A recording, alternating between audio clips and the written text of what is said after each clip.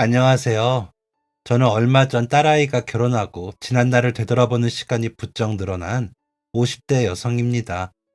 어렸을 때부터 결혼에 대한 환상이 있었던 저희 딸에게 가정의 소중함을 가르치고 싶어 애쓰다 보니 세월이 참 빨리도 흘렀네요. 딸이 대학에 입학하고 첫 연애를 시작했을 때 교제하던 남자친구와 크게 다투고 헤어진 후로 사랑도 결혼도 하지 않겠다고 선언하던 게 생각납니다.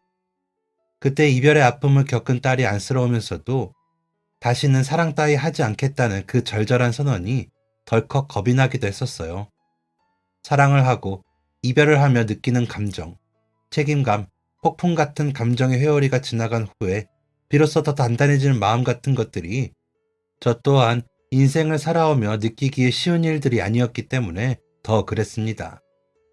딸이 그런 것들을 쏟아내며 제 앞에서 엉엉 울었을 때 저는 드라마에 나오는 멋진 부모들처럼 좋은 말들을 해주지 못했어요. 그동안 무한히도 상상했던 자식의 성장 과정들 중의 일부, 어떤 책을 읽고 드라마나 영화 인생극장 다큐를 보며 나중에 내 자식이 저런 상황이 되면 이 좋은 말들을 꼭 기억해 두었다가 들려줘야지 했던 것들이 하나도 생각나지 않더라고요. 살면서 제가 경험하고 깨달았던 것들을 머릿속에 정리해 두고 필요할 때 딸에게 꼭 말해줘야지 했던 것들도 닭똥 같은 눈물을 뚝뚝 흘리며 고사리 같은 손으로 제 가슴을 치는 딸의 앞에서는 도저히 떠오르지 않았습니다. 그냥 내 귀한 자식에게 씻지 못할 상처를 입힌 그 자식이 어떤 자식인지 찾아가 혼이라도 내고 싶은 심정이었어요. 하지만 어느 부모가 쉽게 그리할 수 있을까요? 엄마, 내가 그 오빠 진짜 좋아했거든. 하고 오는 아이에게 제 딸이 그다지도 깊이 마음을 주었던 사람에게 어찌 그리할 수 있을까요? 저는 오랜 세월 준비해 두었던 모든 명언들을 몽땅 잊어버린 채 엉엉 우느라 팅팅 불어버린 얼굴을 한 딸 앞에 뜨거운 북엇국 한 그릇을 내려놓으며 말했었습니다. 일단 배부르게 먹자. 먹고 잊어. 그냥 그 자식이 너랑 인연이 아니었던 것뿐이야. 때가 되면 나타나. 네 눈물 한 방울도 아까워할 사람. 그 말을 하면서도 속으로 걱정했어요. 그런 사람이 우리 딸 앞에 정말 나타나줘야 할 텐데 하고 제가 저 자신보다 아끼고 사랑하는 저의 딸을 저만큼까지는 못하더라도 충분히 아끼고 사랑해줄 사람. 그러면서 저는 동시에 기도를 시작했습니다. 그 기도는 어제도 오늘도 내일도 밤에도 낮에도 시끄러운 제 안에서 반복되고 또 반복됐어요. 우리 딸을 사랑해줄 사람이 나타나게 해달라고 기도하지는 않았습니다. 그저 이 아이가 더 이상 힘겨운 눈물을 흘릴 일이 없게 해달라고 기도했어요. 사랑하는 사람을 만나게 해달라는 것보다 더 어려운 소원이었는지도 모릅니다. 그래서인지 저희 딸은 유난히도 아픈 이별들을 반복했어요. 그때마다 제 앞에서 약속이라도 한 듯 다짐하던 말. 나 정말 이제 더는 사랑 같은 거 안 할래, 엄마. 그럴 때마다 저는 딸이 괜찮은지 늘 걱정했고 매번 다른 후유증을 겪었던 딸은 제가 굳이 드라마처럼 멋진 말들을 해내지 못해도 스스로 강해졌습니다. 더 단단해진 마음으로 진정한 사랑을 만난 것은 지금으로부터 3년 전이었어요. 한참 코로나로 나라가 시끄러웠던 그때 어제는 장거리 연애를 하는 친구 민지네 커플이 헤어지고 일주일 전에는 이틀에 한 번 데이트를 하던 친구 세정이네 커플이 헤어졌다며 제잘제잘 떠들던 딸이 귓볼이 빨개지도록 부끄러워하며 제게 말했습니다. 엄마, 나 근데 전쟁통에도 사랑이 싹 튼다는 말이 무슨 말인지 알 것 같기도 해. 눈이 휘둥그레진 저의 무릎을 베고 누우며 핸드폰 속 사진 한 장을 보여주던 딸의 얼굴에는 몇 년 동안 피고 지기를 반복해 더 단단해진 꽃잎이 예쁘게 물들어 있었어요. 저는 어렵게 다시 피어난 딸의 사랑이 혹여나 제 손길에 구겨질까 조심스러운 손길로 쓰다듬었습니다. 그리고 딸은 인테리어 회사에서 일한다는 2살 차이의 그 남자와 3년의 연애 끝에 결혼을 약속했어요. 엄마가 말했던 그때가 나한테는 그때였나 봐. 날 많이 사랑해주는 좋은 사람이야. 앞으로 평생 이 사람이면 행복하게 잘 살 수 있을 것 같아. 그렇게 저희 딸은 다시는 사랑 안 하겠다는 선언을 불태워버리고 28의 나이에 영원한 사랑을 맹세했습니다. 좋아하는 사람들 앞에서 좋아하는 드레스를 입고 좋아하는 사람과 함께 결혼식장에 들어서는 제 딸의 모습은 세상에서 가장 아름다웠어요. 결혼식 후 다정하고 싹싹한 사위와 함께 알콩달콩 신혼여행을 떠나고 이제 정말 그 녀석이 저로부터 완전히 독립했다는 생각을 하니 여러 가지 생각들이 밀려들더라고요. 수많은 생각들 중 가장 오랜 시간 저를 생각에 잠기게 했던 저의 지난 이야기를 어딘가에 털어놓고 싶어 펜을 들었습니다. 정신없이 사느라 친구 한 번 제대로 만나지를 못해 하나둘 곁에서 떠나보내고 나니 제 속마음을 털어놓을 곳이 없더라고요. 이 핑계 저 핑계 대며 바쁘게 사느라 라디오 사연 한 번, 뉴스 댓글 한 번 달지 못했었는데 조금 늦은 감이 있지만 편안한 마음으로 사연을 보내보아요. 저와 남편은 제 나이 26세 만나 2년의 연애 끝에 결혼을 하게 되었습니다. 저희에겐 예쁜 딸이 태어났고 우리 가족은 참 행복했어요. 사랑이 있는 곳엔 늘 빛이 난다는 걸 그때 두 사람을 보며 깨닫기도 했었죠. 행복한 웃음소리가 끊이지 않는 집이었습니다. 집이 부자는 아니었지만 마음은 풍요로운 그런 가족애가 가득한 집. 저는 그런 저희 집이 좋았었어요. 하지만 행복은 그리 길지 않더군요.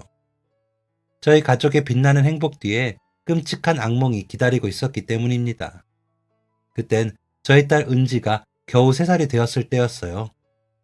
결혼을 한 지 겨우 4년 만에 남편이 그렇게 눈을 감았습니다. 모르는 번호로 걸려온 전화를 받고 잠깐 동안은 전화기 너머 사람의 말을 믿지 않았어요. 대체 무슨 터무니없는 소리를 하는 거냐며 헛웃음이 났습니다. 근데 몇 초 지나지 않아 거짓말처럼 두 눈에서 눈물방울이 툭툭 떨어지더라고요. 더 이상 전화기 너머 사람이 하는 말이 귓가에 들리지가 않았습니다. 앞이 보이지 않는 캄캄하고 깊은 물속으로 하염없이 가라앉는 기분. 입술을 꽉 깨물고 달려간 곳에는 현실감 없는 모습으로 가만히 누워있는 남편이 있었습니다. 음주운전으로 신호를 착각한 차량이 길을 건너는 남편을 보지 못하고 그대로 달려와 남편을 뭐라고요? 뭐라고요? 설명해 주시는 경찰관에게 몇 번이나 되물었어요. 어이가 없었거든요. 너무 말도 안 되는 이야기라서 아무 죄 없는 경찰관을 붙들고 거기다 대고 막 따졌던 기억이 납니다. 우리 남편 이제 겨우 32이에요. 우리 애는 이제 겨우 3살이고 주말에 남편 좋아하는 물회 먹으러 가기로 했는데 주말만 기다렸는데 물회가 너무 먹고 싶다고 노래를 부르는 사람한테 주말까지만 기다리라고 주말에 먹으러 가면 되지 않느냐고 아무렇지 않게 말했는데 이렇게 죽는다는 게 말이 돼요? 그 전주는 남편 출장 가느라 주말을 함께 보내지도 못했고 일주일을 더 기다렸던 남편인데 그동안 먹고 싶어 했었던 시원한 물에 한 그릇 맛보지 못한 채 거칠고 딱딱한 아스팔트 위에서 눈을 감고 말았습니다. 사고 소식을 듣고 제가 달려가 뭘 어떻게 불러 깨워볼 틈도 없이 한 번의 기회도 없이 그렇게 완전히 세상을 떠났습니다. 이미 차갑고 낯선 모습을 한 남편을 붙들고 목 놓아 울었어요. 너무 비통했습니다. 정신을 놓아버린 저 대신 남동생이 이리 뛰고 저리 뛰어 저를 병원에 앉혀놓았던 날. 재판이 끝나고 그들이 주는 벌을 받으러 자리에서 일어나는 그 새파랗게 젊은 미친 남자를 보고도 흔한 욕 한 번 못했어요. 입을 여는 게 너무 힘들었었거든요. 그 사람은 이미 하늘나라로 가버렸는데 저만 여기 남아 멀쩡하게 숨을 쉬고 말을 하고 살아간다는 것이 역겨웠습니다. 그래서 아무것도 하지 말아야겠다는 생각을 했었어요. 확 나도 따라 죽어버리자 생각도 했었습니다. 그런데 텅 빈 식탁에 멍하니 앉아있는 저에게 작은 여자의 한 명이 총총 걸어와 제 무릎을 끌어안더라고요. 그 아이는 은지였습니다. 그 아이가 은지라는 걸 인지한 순간 하하하고 탄식이 흘러나왔어요. 누군가 제 목구멍을 막고 있던 커다란 돌덩이를 확 빼낸 것 같은 느낌이었습니다. 왜 꽉 잠긴 목구멍을 뚫고 한심한 목소리가 새어나갔습니다. 왜 은지를 잊고 있었을까, 내가. 엄마라는 사람이 어떻게 그런. 내가 미쳤지, 미쳤어. 대체 무슨 생각을. 제 무릎을 끌어안고 눈치를 보는 은지를 번쩍 들어 무릎 위에 앉혔어요. 그제야 입술을 삐죽이며 으앙하고 울음을 터뜨리는 은지의 뒤로 순식간에 곁에서 사라져버린 남편을 대신해 제 곁을 지켜주던 남동생이 서 있었습니다. 공중에 둥둥 떠다니던 여러 개의 비눗방울들이 동시에 타다닥 터지는 상상을 했습니다. 정신이 번쩍 들었어요. 제 목을 끌어안고 엄마 하고 울어대는 제 딸 은지도 인생 끝난 사람처럼 입을 꾹 닫은 누나를 보며 대놓고 울지도 못하고 속으로 눈물을 삼키며 전전긍긍했을 동생도 남편만큼이나 제가 끔찍하게 사랑하는 사람들이었습니다. 저 혼자만 고통에서 벗어나면 된다고 생각했었는데 제가 삶을 포기하면 누구보다 힘들어할 사람들이 제 곁에도 있다는 사실을 잊고 있었어요. 그런 제 눈빛을 읽은 건지 동생이 다가와 은지를 끌어안고 있는 저를 끌어안았습니다. 깨물고 있던 입술을 흑 하는 소리와 함께 풀어버린 동생의 입과 여기저기에는 그동안의 마음고생을 보여주기라도 하는 듯 여기저기가 터져 있었어요. 아주 어린 시절 저희 남매가 다투고 난 뒤 부모님의 등살에 억지로 끌어안았던 그때 이후 처음으로 동생과 하는 포옹이었습니다. 이런 일이 있기 전까진 그저 적당히 티격대고 적당히 사랑하는 평범한 남매였으니까요. 그렇게 저는 결혼 4년 만에 남편과 사별을 했습니다. 남편에 대한 안타까움과 비통함은 모두 이 가슴에 묻기로 했어요.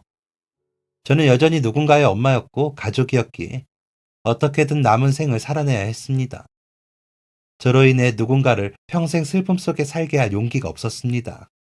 사랑하는 사람을 떠나보낸다는 것이 얼마나 커다란 슬픔인지 떠나보내봤기 때문에 더 잘할 수 있었어요. 남편 없이 아이를 데리고 살아가려면 지금 내가 제일 먼저 해야 할 일이 무엇일까? 여러 가지 일들이 있었지만 가장 급하고 어려운 문제는 복직이었습니다. 아이를 키우느라 그만뒀던 일을 다시 시작해야 하는 문제. 어떻게 다시 시작할지 고민을 하던 중 남편의 사망 소식을 듣고 장례식장에 찾아왔던 출판사 사장님이 했던 말이 떠올랐어요. 복직이 필요하면 언제든 연락달라는 말. 박대리 일할 자리는 얼마든지 만들어주겠다는 말. 회사를 다니면서 저는 그리 유능한 인재도 아니었고 사장님과 가까운 사이도 아니었음에도 불구하고 사장님은 그렇게 말씀하셨었습니다. 재능 없는 저에게 이런 일이 일어날 것이 마음 쓰였던 것이겠지요. 저는 밤새워 망설이고 고민하다 다음날 오후가 되어서야 사장님께 연락을 드렸습니다. 그냥 위로차 했던 말씀이었을지라도 설사 제가 다시 그곳에서 일을 시작할 수 없게 된다 할지라도 감사하다는 말씀은 꼭 드려야 할 것 같았습니다. 그리고 그런 사장님이 어렵게 내어주신 호의로 인해 저는 은지를 출산하기 전 근무했던 출판사에 다시 복직하게 되었어요. 제 사정을 알고 계시는 사장님께서는 아이 어린이집에 보낼 비용까지 따로 챙겨주셨습니다.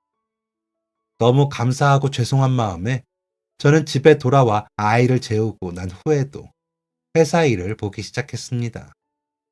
그걸 알게 된 사장님께서 그러지 말라고 화를 내셨지만 멈출 수 없었어요. 소규모 출판사라 일도 적고 글이 넉넉한 상황도 아니었을 텐데 없는 빈자리까지 만들어가며 저를 복직시켜준 사장님께 보답할 수 있는 유일한 방법이었습니다. 그때 제가 해드릴 수 있는 유일한 것은 열심히 일해 회사의 어떤 방면에서든 보탬이 되는 것이었어요. 매일 반복되는 일상을 살아가니 시간도 무서우리만큼 빠르게 흘렀습니다. 사별한 남편 생각이 문득문득 튀어나와 주저앉고 싶을 때도 많았지만 그럴 때마다 제 무릎을 끌어안던 그날의 어린 은지를 떠올렸어요. 1년에 딱 한 번 남편의 기일에만 목 놓아 울자. 늘 제 걱정뿐인 남동생과 약속을 하고 그렇게 5년이 흘렀습니다. 그동안 몇 번의 승진 기회가 있었음에도 불구하고 사장님에 대한 죄송함과 감사함에 미루고 사양하다가 새 직급을 달던 그 순간부터 상황이 악화되기 시작했습니다. 출판사가 어려워진 것입니다. 사실 그 전부터 힘들어지고 있다는 걸 어렴풋이 예감하고 있었어요. 눈치 빠른 몇몇 직원들은 이직을 하기도 했었습니다. 은지도 초등학생이 되었고 해서 저도 돈이 필요했지만 힘든 상황을 모른 척 할 수는 없었어요. 제가 힘들 때 손을 내밀어준 고마운 분이니까. 그래서 고민 끝에 승진을 다시 반납했습니다. 회사엔 대부분의 직원들이 떠나가고 정말 소수의 인원만 남게 되었어요. 사장님은 저를 조용히 불러 이직을 권하셨습니다. 하지만 그럴 수 없었어요. 다시 이렇게 보겠다는 사명감이 남아있었기 때문입니다. 월급이 들어오면 일부 금액을 떼어내 다시 사장님 손에 쥐어드렸어요. 같은 일을 누군가 해야 한다면 그 사람은 제가 되어야 한다고 생각했습니다. 그리고 저는 저녁 시간대를 활용해 아르바이트를 시작했습니다. 횟집 주방 아르바이트였는데 할만했어요. 낮에는 다시 출판사가 일어서기를 바라며 회사 일을 하고 저녁엔 횟집 주방 일을, 집에 돌아와서는 집안일을 하며 몸은 많이 힘들었지만 마음은 편안했습니다. 최선을 다해볼 수 있는 기회가 있다는 것이 제 마음을 편안하게 했던 것 같아요. 그렇게 눈코 뜰 새 없이 바쁜 나날을 보내던 어느 날, 피곤함에 하품을 크게 하며 아침 일찍 마트에서 장을 보고 있었습니다. 쇼핑카트에는 온통 우리 딸 은지가 좋아하는 것만 담겨가고 있었어요. 동그랑땡전이 먹고 싶다던 딸의 말을 떠올리며 동그랑땡을 집어 들었을 때 집 번호로 전화가 걸려왔습니다. 은지였어요. 여보세요? 엄마, 나 은지인데 엄마 어디야? 나 배고파. 계란 프라이 해줘. 계란 2개. 계란 프라이라. 집 냉장고를 떠올려 봤어요. 며칠 전까지 몇 알 남아 있었는데 한 손으로는 핸드폰을 붙들고 한 손으로는 쇼핑카트를 밀다 계란 코너가 눈에 들어왔습니다. 핸드폰 너머엔 잠이 덜 깬 은지가 칭얼거리는 소리가 들려왔고 전 잠시 카트를 자리에 두고 계란 코너에 가 계란을 한 판 손에 들었어요. 칭얼칭얼. 8살 먹은 어린이가 1살짜리 갓난 아이처럼 연신 칭얼댔어요.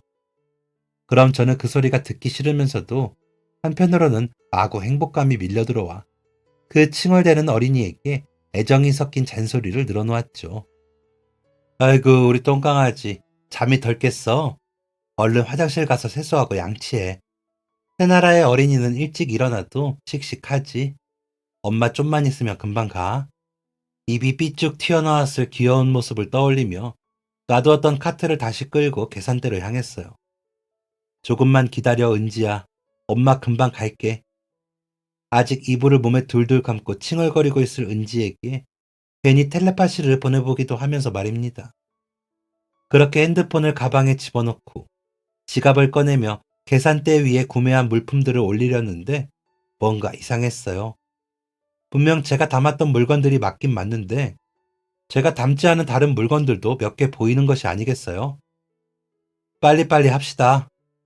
제 뒤에서 기다리고 있던 다른 손님이 제가 멀뚱히 카트만 내려다보고 있자 한 소리를 했습니다. 연신 죄송하다고 고개를 숙이며 카트를 다시 뒤로 뺐어요. 제가 끌던 카트가 아님이 확실했습니다. 어디서 누구랑 바뀐 거지? 머리가 혼란스러웠어요. 자세히 보니 아까 챙겨 담았던 숙주와 시금치가 빠져 있었고 물건들 가장 아래에 웬 남성용 속옷도 몇 개 담겨져 있었습니다. 큰일 났네 싶던 그때였어요. 저기요. 어디서 바뀐 건지 몰라 고뇌하는 제 앞으로 한 남자가 불쑥 카트를 들이밀었습니다. 혹시 이 카트가 제 카트인 것 같은데 그쪽이 장 본 거 맞으세요? 혹시 제가 밀고 있는 이거랑 바뀐 거 아닌지. 제가 장 본 것들이랑 비슷하게 담겨 있긴 한데 지금 이 카트엔 어린용 양말이랑 머리핀 같은 것들이 들어있더라고요. 아니라면 죄송합니다. 저는 남자를 쳐다보던 시선을 빠르게 내려 두 카트를 비교했어요. 동그랑땡, 숙주, 시금치, 계란 단무지. 남자가 끌고 있는 카트에 제가 장 본 것들이 담겨 있었습니다. 저는 서둘러 잡고 있던 카트에서 손을 떼고 자리를 비켜주었어요. 맞는 것 같아요. 죄송합니다. 네? 아, 네. 저도 죄송합니다. 참 민망했어요. 그래서 어디서 무엇 때문에 바뀐 건지도 모르면서 냅다 사과부터 건넸습니다. 제 사과에 남자도 당황한 듯 말을 더듬으며 사과를 건넸어요. 그때까지만 해도 제 머릿속엔 그저 빨리 집으로 가야겠다는 생각뿐이었습니다. 그래도 무사히 계산을 마치고 집으로 돌아오니 은지가 뽀송하게 씻은 채 저를 기다리고 있더군요. 저 들어오는 소리에 의자를 딛고 올라가 밥솥을 열어 밥을 퍼고 식탁에 수저를 놓는 은지의 뒷모습이 너무나 사랑스러웠습니다. 이리 예쁘고 착한 아이가 제 뱃속에서 나왔다니 믿기지가 않아 마음이 간지러웠습니다. 엄마 왔다, 은지야. 그 소리에 은지는 방금 전까지의 행동과는 달리 잔뜩 심술을 부리는 표정을 하고선 왜 이렇게 늦게 왔느냐고 투정을 부렸어요. 부랴부랴 은지가 먹고 싶다던 계란을 구워서 식탁 위에 올리고 평소처럼 행복한 아침을 맞이했습니다. 그리고 그로부터 1년 정도가 더 흘렀어요. 회사는 어느 정도 안정이 됐고 사장님은 제게 박 대리가 발벗고 열심히 일해준 덕분이라며 다시 승진 이야기를 꺼내셨습니다. 하지만 제 눈엔 아직 다 채워지지 못한 직원들의 빈자리가 먼저 눈에 들어왔어요. 저는 홍보팀, 그러니까 일종의 영업팀 같은 곳에서 일을 하고 있었는데 편집팀의 일손이 부족해 힘든 한숨을 쉬는 것을 몇 번 본 적이 있었습니다. 그런데 뜬금없이 제가 승진을 한다는 건 이치에 맞지 않는다 생각했어요. 그래서 마지막이라는 생각으로 한 번만 더 마음을 쓰자는 결정을 했습니다. 저는 사장님께 조심스레 말씀드렸어요. 주제넘는 소리일지도 모르지만 편집팀이 많이 힘들어 보이는데 저 승진 대신 편집팀 인원을 충원하시면 어떻겠느냐고. 사장님은 제 말에 자리에서 일어나 화장실 창문 밖의 직원들을 쳐다보셨습니다. 그리고 제게 말씀하셨어요. 자네 뜻 알겠으니 그만 나가보게. 심장이 천둥벼락 같은 소리를 내며 빠르게 뛰기 시작했어요. 아니, 반대로 순간적으로 숨이 멎는 기분이었는지도 모르겠습니다. 역시나 내가 주제 넘었구나. 마음이 좋지 않았어요. 그렇게 승진은 없던 일이 되었고 일주일이라는 시간이 흘렀습니다. 월요일 아침 출근길에 회사 엘리베이터에서 낯선 사람과 마주치게 되었어요.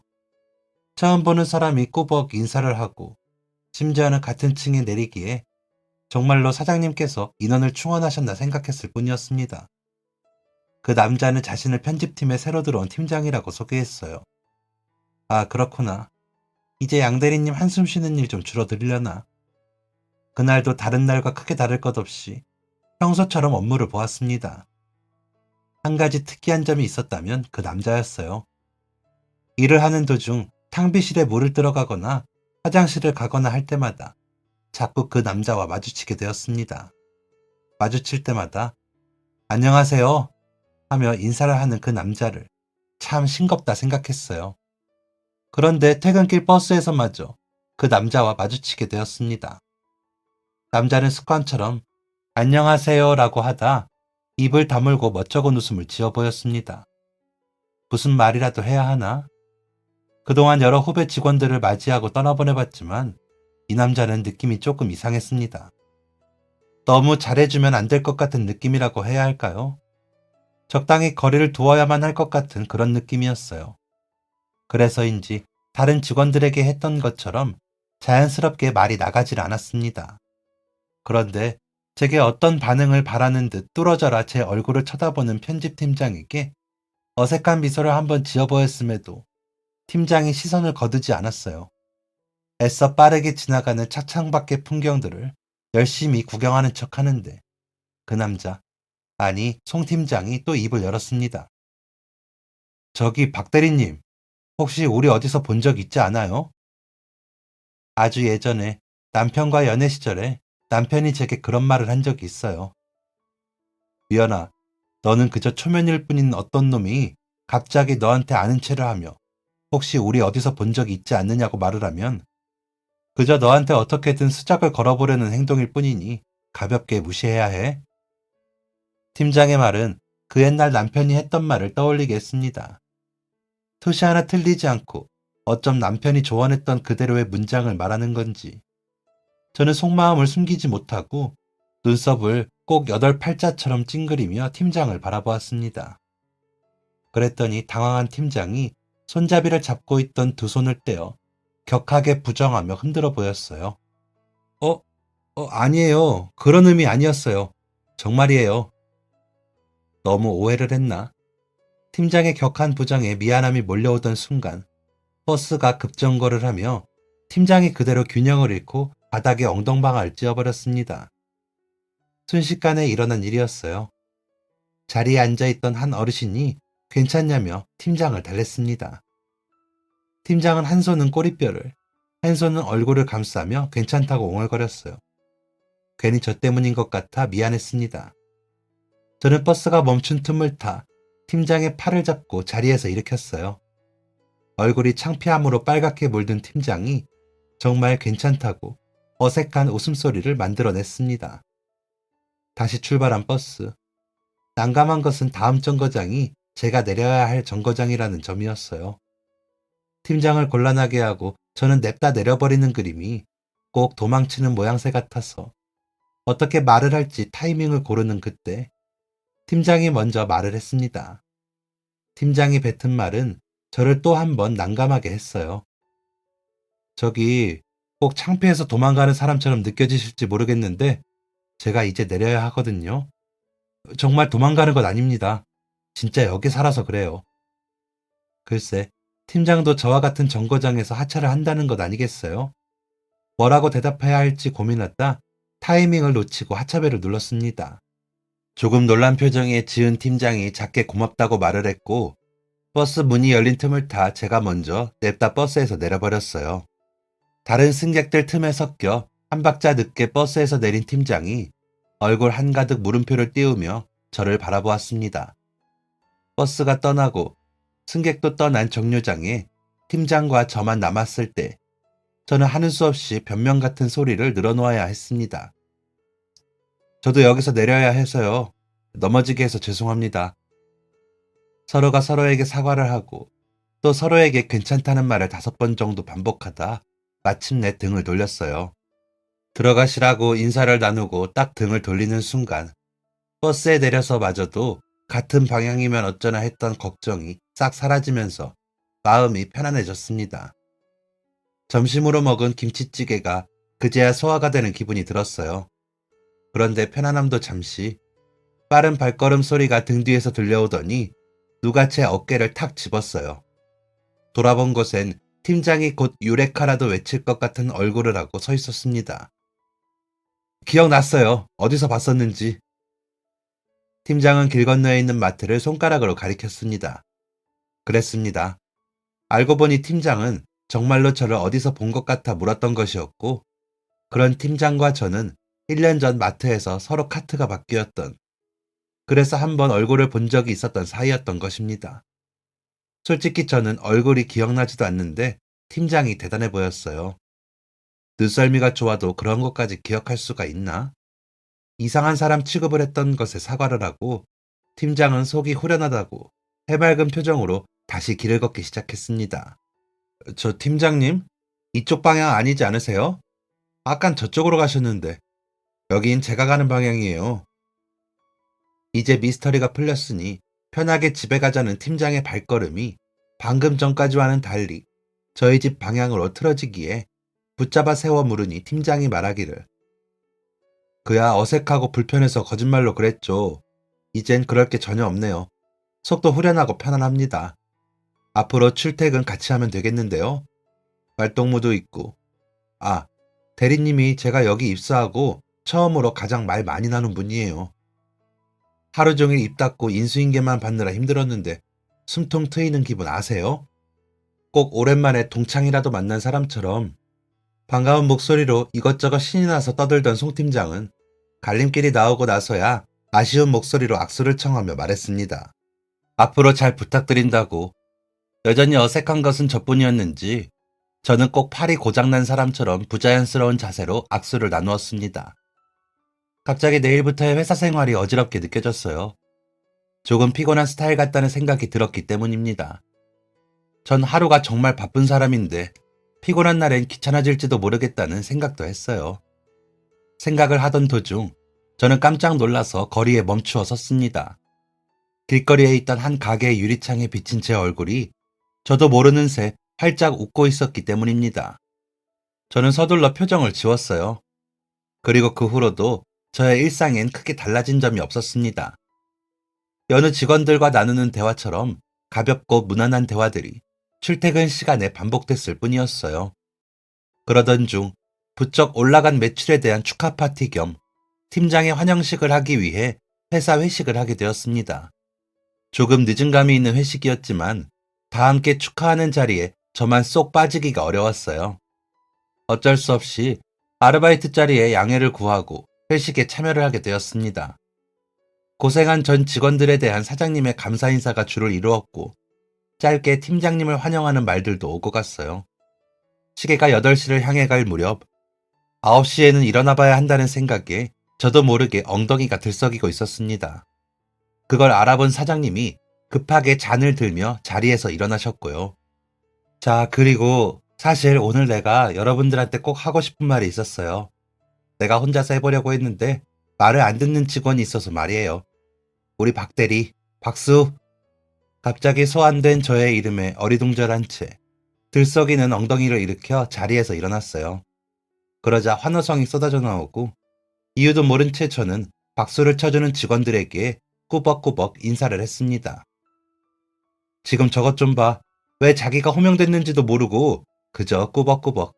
내가 사람 복이 참 많은가 봐. 우리 박 대리가 9시에는 자리에서 일어나야 하는 관계로 지금 미리 말합니다.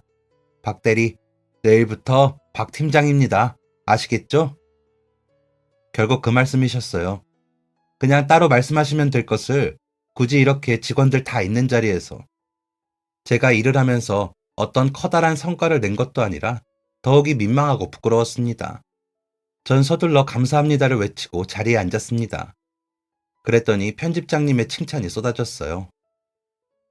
그동안 힘든 회사 생각해서 승진도 반납하고 월급도 반납하고 아이 키우면서 힘든 결정이셨을 텐데 고생 많았어요.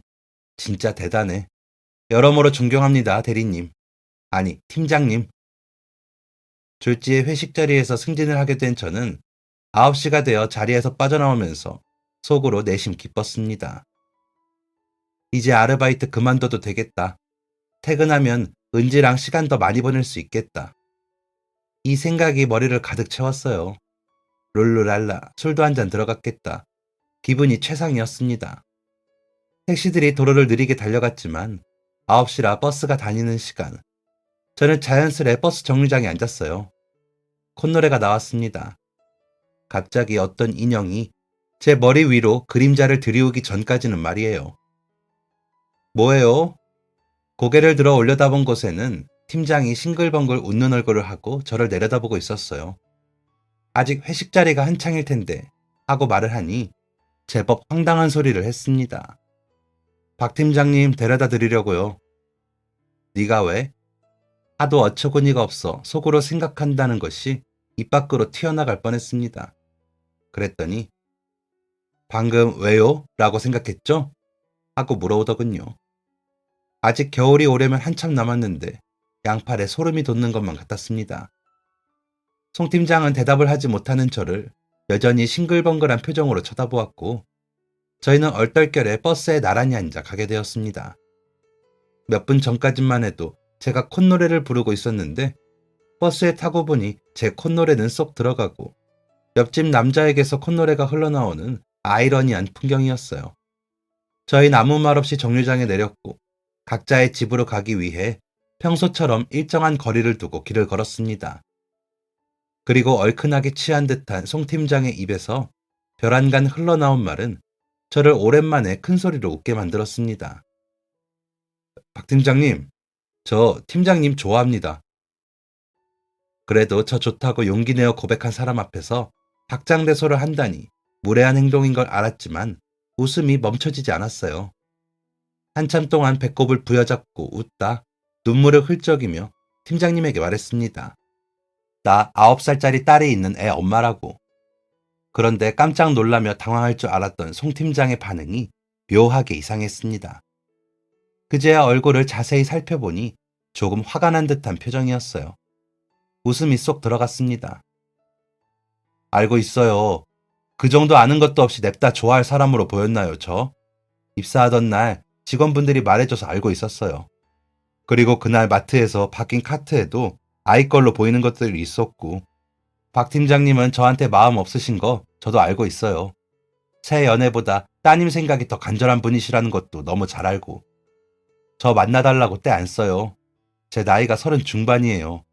주변에서 왜 연애 안 하냐, 장가 안 가냐 많이 했었는데 이상하게 사랑이 쉽지가 않더라고요.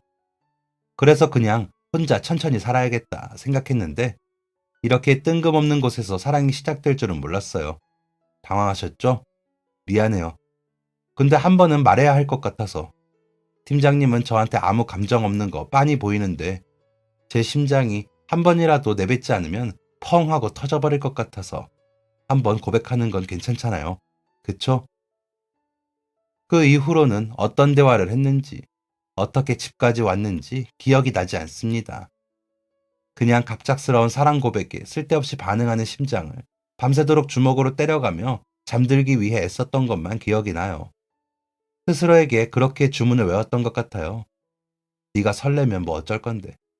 너는 은지 엄마인데 지금도 그렇고 앞으로도 쭉 나는 은지 엄마다. 나는 은지 엄마다. 주문을 외웠는데도 제 마음을 다스리는 것은 쉽지 않았어요. 회사에서는 고백한 당사자보다 고백받은 제가 더 불편해하고 어색해하는 상황이 되어버렸죠. 가장 미치겠는 건 그동안은 아무런 생각 없이 그저 인간으로만 여겼던 송 팀장이 그날 이후부터 신경 쓰이기 시작했다는 것입니다.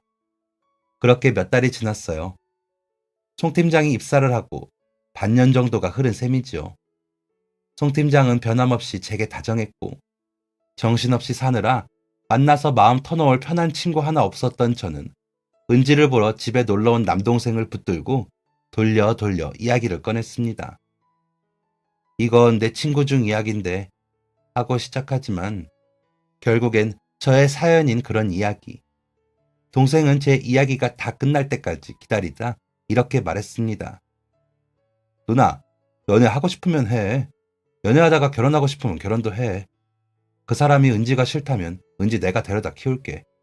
나는 누나가 사랑받으면서 살았으면 좋겠어. 진심이야. 동생의 말에 저는 그저 웃었습니다.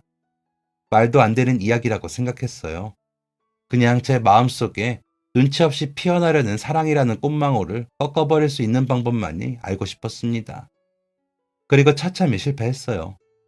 핑계를 대자면 제가 그동안 사랑에 목말라 있었던 건지 제게 만나주지 않아도 된다며 심장이 터질까봐 한 번은 말하고 싶었다던 그 사람의 말이 제 마음에 씨앗이 되어버리고 말았습니다. 그 씨앗은 메말라버린 심장에 눈치 없이 뿌리를 내리고 싹을 틔웠어요. 그 사람을 대하는 저의 태도가 조금씩 달라지고 있다는 것을 나 자신도 모르지 않았습니다. 그렇게 또 6개월 정도의 시간이 흘렀어요. 저만 모르는 저희의 연애가 시작된 채로 말이에요. 아니, 저 자신도 알고 있었지만 모르는 채 했을 뿐이었습니다. 그러던 어느 날 잊을 수 없는 사건이 하나 일어납니다. 친구들과 놀고 있는 은지를 두고 잠깐 슈퍼에 다녀온 사이 그 사람이 나타나 은지의 그네를 밀어주고 있는 것입니다. 엄마, 나 그네 완전 잘 타지? 은지가 저를 부르자 그 사람이 저를 돌아보며 활짝 웃는데 둘이 함께 있는 그 모습이 너무 보기 좋아서 욕심이 났어요. 그런데 함께 있던 은지의 친구들이 은지에게 하는 말로 인해 제 욕심은 절정에 달하고 말았습니다. 은지야, 너희 엄마 아빠야? 그 아이의 질문은 아무것도 아니었어요. 제 가슴에 콱 박혀버린 은지의 대답. 응, 맞아. 우리 엄마 아빠야. 한참을 놀다 아이들이 집으로 돌아가고 은지와 저, 그 사람 셋만 놀이터에 남았을 때가 되어서야 은지가 냅다 사과를 했어요. 제가 아닌 그 사람에게. 아저씨 죄송해요. 애들 앞에서 저희 아빠라고 해서요. 죄송해요. 순식간에 눈물이 차올랐습니다. 은지가 겪고 있는 세상은 대체 어떤 세상이지? 서둘러 무릎을 낮춰 은지와 눈을 맞추며 아니라고 괜찮다고 말하는 그 사람에게 제가 더 미안해졌습니다. 모두를 곤란하게 만든 건 저였어요. 그럼에도 감정은 쉽게 정리되지 않았습니다. 저희 두 사람은 연애를 하는 건지 마는 건지 모를 애매한 상태를 계속 유지했어요. 마음을 정리하고 싶던 저는 문득문득 밀려오는 감정의 소용돌이에 힘들어했고, 그럴 때면 늘 제 곁엔 그 사람이 있어 주었습니다. 그게 미안하면서도 한번 생겨버린 욕심은 쉽게 사라지지 않았어요. 은지에게도 그 사람에게도 둘 다에게 그랬습니다. 미안하고 욕심나고. 그러던 어느 날 어린이날을 맞이해 놀이동산 티켓을 끊어뒀다며 은지와 셋이 놀러 가자고 그 사람이 말했습니다. 곤란할 것 같다고 했더니 사실 그날 은지와 약속을 했다더군요. 어린이날 놀이동산에 데려가 주기로. 은지는 일주일 전부터 들떠 있었고 은지가 설레어 하는 모습을 보며 저도 행복했습니다. 그리고 그 핑계로 그 사람과 놀이동산에 간다는 사실이 설레기도 했고요. 놀이동산을 가기 위해 그 사람을 만나러 가는 길, 은지가 제게 이렇게 물었습니다. 엄마, 엄마도 좋지? 은지랑 아저씨랑 엄마랑 셋이서 놀러 가는 거잖아. 두근두근하지? 은지의 질문에 어찌나 놀랐는지 펄쩍 뛰며 아니라고 해버렸어요. 제 반응에 은지가 놀랄 줄 알고 아차 싶었는데 은지는 의외로 덤덤했습니다. 오히려 은지보다 제 얼굴이 달아올랐어요. 에이, 거짓말하지 마. 엄마, 그럼 왜 원피스 입고 화장했어? 나처럼 두근두근해서 그런 거 아니야? 10살을 앞둔 9살의 은지는 제가 알던 것보다 훨씬 더 눈치가 빠른 아이가 되어 있었습니다. 그리고 그날 놀이동산에서 신나게 놀다 잠깐 꽃 구경을 하러 들어간 공원에서 믿을 수 없는 일이 펼쳐졌어요. 꽃 구경을 하며 나란히 걷던 그 사람이 갑자기 불쑥 풀밭 위로 한쪽 무릎을 꿇는 것이 아니겠어요? 게다가 무릎을 꿇고 시선을 마주한 대상은 제가 아니었습니다. 제 딸 은지였어요. 그 사람은 갑작스레 은지 앞에 무릎을 꿇은 것도 모자라 은지야, 아저씨 딸이 되어줄래? 평생 동안 은지 너를 사랑하고 지켜줄게. 약속할게. 라며 주머니에서 하트 모양 목걸이를 꺼내 은지에게 선물했습니다. 너무 예상치 못한 상황에 잔뜩 당황한 채 그 사람과 은지를 번갈아 봤어요. 눈치 없는 눈물샘은 때를 모르고 또 눈물을 쏟아냈습니다. 제가 저희 딸을 몰라도 한참 몰랐던 건지 당연히 화를 내거나 눈물을 흘리며 거절할 것이라는 저의 생각과는 다르게 은지는 즐거운 비명을 질렀습니다. 저한테도 드디어 아빠가 생기는 거예요? 은지는 진심으로 기쁜 듯 목걸이를 목에 걸고 제자리에서 방방 뛰었어요. 두 손으로 입을 가린 채 행복이 가득한 두 눈을 하고 저를 쳐다보기도 했습니다. 그리고 그 사람은 은지에게 한 것처럼 제게 다가와 똑같이 무릎을 꿇었어요. 훨씬 전부터 이미 터져버린 눈물샘은 멈출 줄을 몰랐습니다. 수영씨, 이 예쁜 이름을 처음으로 불러보네요. 이제 제가 마음껏 사랑한다고 해도 될까요? 예쁜 딸 은지에게도 당신에게도 평생 사랑하겠다고 맹세할게요. 나랑 결혼해줘요. 제가 이렇게 많은 사랑을 받고 행복을 누려도 되는지 얼떨떨했습니다. 하지만 그 순간 한 가지 확신이 들었어요. 이 사람과 함께라면 앞으로 어떤 고난도 헤쳐나갈 수 있겠다는 생각. 이제 저도 마음껏 사랑한다고 고백해도 된다는 안도감도 들었고 무엇보다 딸 은지가 행복해하는 모습이 저를 더 눈물짓게 했습니다. 그렇게 저는 의도치 않은 기나긴 줄다리기 끝에 3살 연하의 송 팀장과 새 가정을 꾸리게 되었습니다. 저도 참 웃음이 많은 사람이었다는 걸 이 사람이 아니었다면 다시 깨닫지 못했을 거예요. 늘 제 걱정을 달고 살던 사장님과 동생 역시 누구보다 저희의 결혼을 축복해 주었습니다. 이토록 좋은 사람들이 곁에 있었기에 좋은 사랑이 찾아왔다고 생각해요. 부족한 저를 이끌어준 제 사람들에게 너무 고맙고 멋지고 훌륭한 딸로 잘 자라준 제 딸 은지에게 고맙고 모든 사정을 알면서도 저를 사랑해준 한 번 더 저를 여자로 만들어준 남편에게 고맙습니다. 오래오래 그들의 행복을 위해 살아갈 거예요. 그들의 행복이 곧 저의 행복이니까요. 여러분은 어떤 행복과 함께 하고 계신가요? 비록 지금 어두운 악몽 속을 지나고 있더라도 너무 많이 절망하지는 마세요. 언젠가 그 폭풍우 속을 헤쳐나갈 수 있게 될 것이고 또 다른 빛이 당신을 기다리고 있을 테니까요. 저는 앞으로 어떤 어둠이 다시 다가오더라도 그때의 기억으로 버티고 이겨낼 수 있을 것 같아요. 여러분도 꼭 그러셨으면 좋겠어요. 모두들 사랑하는 2023년이 되시길 바랍니다. 행복하세요. 감사해요. 지금까지 사연 들어주셔서 감사합니다. 사연이 재밌으셨다면 구독과 좋아요를 눌러주세요. 감사합니다. 안녕히 계세요.